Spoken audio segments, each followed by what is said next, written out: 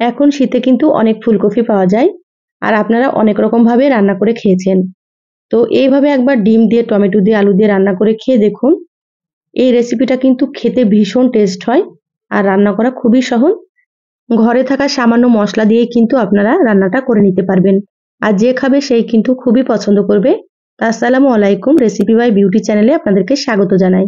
আবার একটা নতুন রেসিপি নিয়ে চলে আসলাম। তো চলুন কথা না বাড়িয়ে রেসিপি শুরু করি।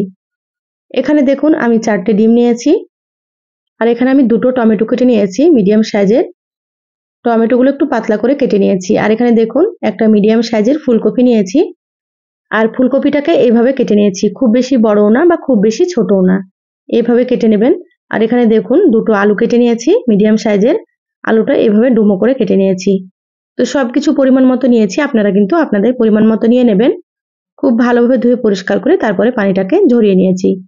এবার আমি ডিমগুলোকে সেদ্ধ করে নেব। তো ডিমগুলো আমি গ্যাসে সেদ্ধ হতে বসিয়ে দিচ্ছি। ডিমগুলো সেদ্ধ হতে বসিয়ে দিলাম। অন্য চুলাতে কড়াই দিয়ে দিচ্ছি এখানে সর্ষের তেল। তো এখানে আমি 1.5 টেবিল চামচ মতো সর্ষের তেল দিলাম। আমি কিন্তু সব রেসিপিগুলো সর্ষের তেলে রান্না করি। তো আপনাদেরকে যে সর্ষের তেলে রান্না করতে হবে এমনটা নয়, আপনারা চাইলে সয়াবিন তেল দিয়ে রান্না করতে পারেন। তেল মিডিয়াম গরম করে নিয়েছি। এবার আমি এখানে ফুলকপিগুলো দিয়ে দিচ্ছি। তো সম্পূর্ণ ফুলকপিগুলো দিয়ে দিলাম। এবার আমি এখানে কেটে রাখা আলুগুলো দিয়ে দিচ্ছি। আলুগুলো দেওয়া হয়ে গিয়েছে। এবার এখানে দিয়ে দিচ্ছি সামান্য একটু হলুদ গুঁড়ো। এখানে কিন্তু আমি শুধু হলুদ গুঁড়ো দিয়ে দিলাম, লবণ দিচ্ছি না। লবণ দিলে কিন্তু ফুলকপিতে অনেকটাই পানি ছাড়বে, সেজন্য আমি প্রথমে লবণটা দিলাম না, লবণটা আমি একটু পরে ব্যবহার করব। এবার গ্যাসের আঁচ বাড়িয়ে ফুলকপি আর আলুগুলোকে একটু ভেজে নেব। একটু লালচে করে ভেজে নিতে হবে, তাহলে ফুলকপিটা খেতে ভালো লাগবে। আর ফুলকপি না ভাজলে কিন্তু খেতে ভালো লাগে না। তো অবশ্যই কিন্তু আপনারা একটু ভেজে নেবেন। যারা ভিডিওটি ইউটিউব চ্যানেল থেকে নতুন দেখছেন প্লিজ চ্যানেলটা সাবস্ক্রাইব করে সাথে থাকবেন। যারা ফেসবুক পেজ থেকে ভিডিওটি দেখছেন একটা লাইক দিয়ে পেজটা ফলো করে রাখবেন পরবর্তী ভিডিও নোটিফিকেশন পাওয়ার জন্য।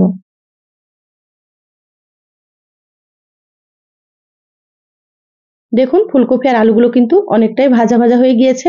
এভাবে একটু লালচে করে ভেজে নিতে হবে। এবার আমি প্লেটে তুলে নিচ্ছি।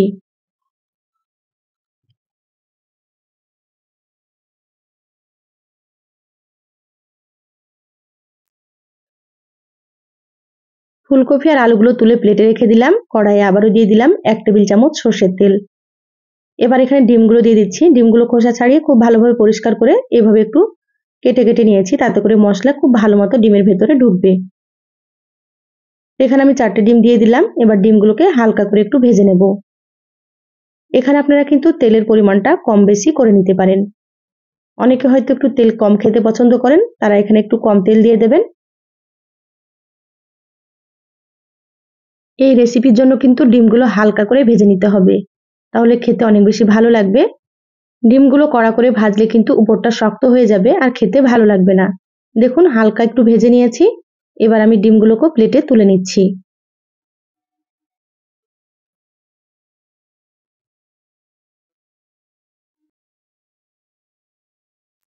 ডিমগুলো তুলে প্লেটে রেখে দিলাম। এবার ওই তেলের মধ্যে দিয়ে দিলাম সামান্য একটু গোটা জিরা। এবার জিরাগুলোকে একটু ভেজে নেব, কয়েক সেকেন্ড মতো ভেজে নিতে হবে।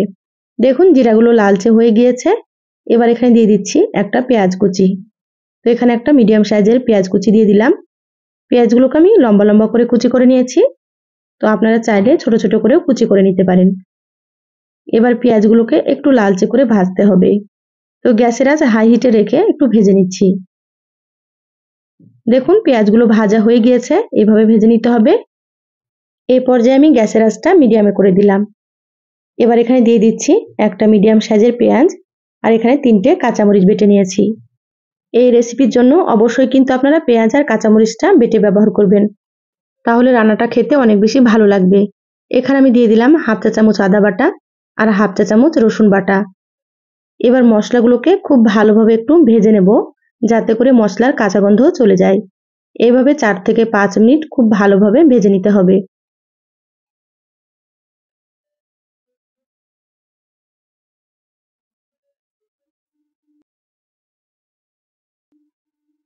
মশলা প্রায় আমি 5 মিনিট মতো ভেজে নিয়েছি। এবার এখানে দিয়ে দিচ্ছি স্বাদ মতো লবণ। এবার আমি এখানে দিয়ে দিচ্ছি হাফ চা চামচ থেকেও কম হলুদ গুঁড়ো। যেহেতু আগে হলুদ গুঁড়ো দিয়েছি সেজন্য একটু কম দিতে হবে। দিয়ে দিলাম হাফ চা চামচ ধনিয়া গুঁড়ো, আর এখানে হাফ চা চামচ মতো দিয়ে দিচ্ছি জিরা গুঁড়ো। দিয়ে দেবো হাফ চা চামচ মরিচের গুঁড়ো। তো আপনারা কিন্তু ঝাল নিজেদের টেস্ট অনুযায়ী দিয়ে দেবেন, আপনারা যেমন ঝাল খেতে পছন্দ করেন। এবার সামান্য পরিমাণে একটু পানি দিয়ে দিলাম। পানি দিয়ে মশলা কষিয়ে নেব।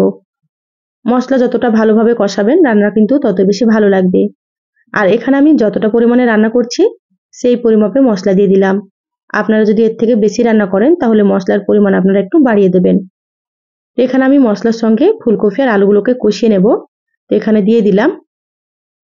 মশলা খুব ভালো মতো কষানো হবে আর ফুলকপি আর আলুগুলো কিন্তু খুব সুন্দর কষানো হবে। এইভাবে রান্না করে খেয়ে দেখবেন। ফুলকপি আর আলুগুলোকে মশলার সঙ্গে নেড়েচেড়ে খুব ভালোভাবে মিশিয়ে নিয়েছি। এবার আমি এখানে সামান্য একটু পানি দিয়ে দিচ্ছি।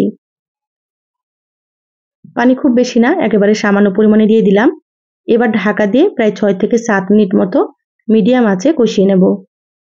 তাতে করে মশলাও খুব সুন্দর মতো কষানো হবে আর ফুলকপি আর আলুগুলো অনেকটাই সেদ্ধ হয়ে যাবে। তো প্রায় আমি 7 মিনিট মতো মিডিয়াম আঁচে কষিয়ে নিয়েছি। ঢাকাটা খুলে নিলাম। দেখুন আলুগুলো কিন্তু সেদ্ধ প্রায় হয়ে গিয়েছে। এভাবে আপনারা একটু সেদ্ধ করে নেবেন। এবার আমি এখানে দিয়ে দিচ্ছি কেটে রাখা টমেটো। টমেটোগুলো একটু গোটা গোটা থাকলে খেতে ভালো লাগবে, সেজন্য এখন দিয়ে দিচ্ছি। যারা টমেটোগুলো একটু গলিয়ে খেতে পছন্দ করেন, মানে বেশি সেদ্ধ, তারা কিন্তু ফুলকপি আর আলুর সঙ্গে দিয়ে দেবেন। টমেটোগুলো দেওয়ার পরে ফুলকপি আর আলুর সঙ্গে খুব ভালোভাবে একটু নেড়েচেড়ে মিশিয়ে নিয়েছি। এবার আমি এখানে দিয়ে দিচ্ছি ভেজে রাখা ডিম। ডিম দেওয়ার পরে আবারও 2 থেকে 3 মিনিট মতো একটু কষিয়ে নেব।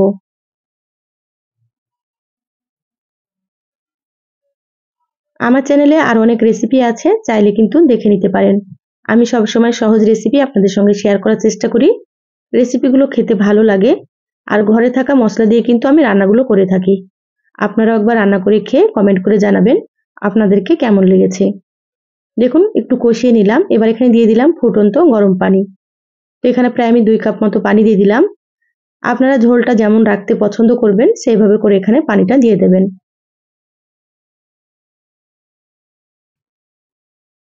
পানি দেওয়ার পরে খুব ভালোভাবে একটু মিশিয়ে নিয়েছি। তো দেখে মনে হচ্ছে পানি আরো একটু লাগবে। তো এখানে আরো হাফ কাপ মতো দিয়ে দিলাম। এবার ঢাকা দিয়ে 10 মিনিট রান্না করে নেব মিডিয়াম আঁচে, তারপরে আপনাদেরকে দেখাচ্ছি। দেখুন ঢাকা দিয়ে 10 মিনিট মিডিয়াম আঁচে রান্না করে নিয়েছি। ঝোলটা অনেকটাই কমে গিয়েছে। এখানে ফুলকপি আর আলুগুলো খুব সুন্দর সেদ্ধ হয়ে গিয়েছে। আর ঝোলটা আমি এরকমই রাখবো। এবার আমি এখানে দিয়ে দিচ্ছি হাফ চা চামচ গরম মশলার গুঁড়ো। ডিম রান্নাতে গরম মশলাটা দিলে ফ্লেভারটা কিন্তু খুবই ভালো আসে। এবার মশলাটাকে মিশিয়ে নিচ্ছি। এখানে চাইলে আপনারা ধনিয়া পাতা কুচি দিতে পারেন। তো আমার কাছে ধনিয়া পাতা ছিল না, সেজন্য এখানে কিন্তু দেওয়া হলো না। ধনিয়া পাতা দিলেও কিন্তু ফ্লেভারটা খুবই সুন্দর আসে। মশলাটা খুব ভালোভাবে মিশিয়ে নিয়েছি, রান্না হয়ে গিয়েছে। গ্যাস বন্ধ করে দিলাম। ঢাকা দিয়ে 5 মিনিট রেখে তারপরে দেখাচ্ছি। দেখুন 5 মিনিট পর বলে ঢেলে নিয়েছি। আর রান্নার কালারটা দেখেই হয়তো বুঝতে পারছেন কতটা সুন্দর হয়েছে। তো একবার এইভাবে রান্না করে আপনারা খেয়ে দেখবেন। বাড়ির ছোট থেকে বড় সকলেই কিন্তু খুবই পছন্দ করবে। তো রেসিপিটা কেমন লাগলো চ্যানেলের কমেন্ট বক্সে কমেন্ট করে জানাবেন। ভালো লাগলে একটা লাইক দিয়ে ভিডিওটা শেয়ার করে দিবেন। সবাই ভালো থাকবেন, সুস্থ থাকবেন। দেখা হবে নতুন রেসিপিতে। ধন্যবাদ সবাইকে। আল্লাহ হাফেজ।